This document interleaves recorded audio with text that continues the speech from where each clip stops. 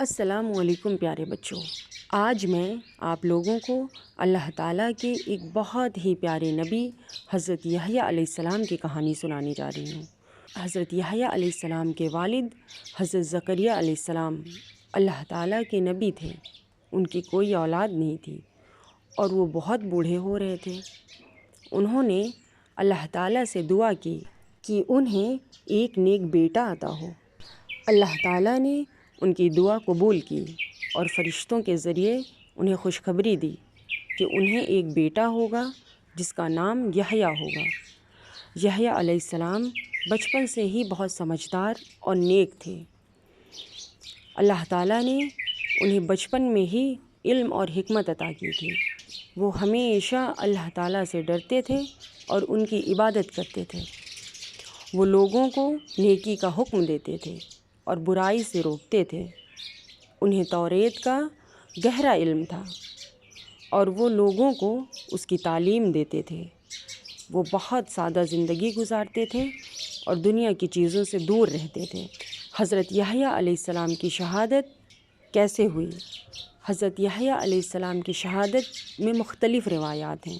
ان میں سے ایک یہ ہے، اس زمانے میں ایک ظالم بادشاہ حکومت کرتا تھا جس کا نام ہیروڈس تھا۔ اس بادشاہ کی ایک بھتیجی تھی جس کا نام ہیروڈیا تھا۔ ہیروڈس اس پر بری نظر رکھتا تھا اور اس سے شادی کرنا چاہتا تھا۔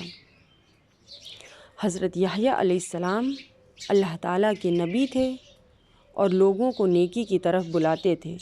جب انہیں بادشاہ کے اس ارادے کا علم ہوا تو انہوں نے بادشاہ کو بتایا کہ یہ شادی شریعت کے خلاف ہے اور حرام ہے۔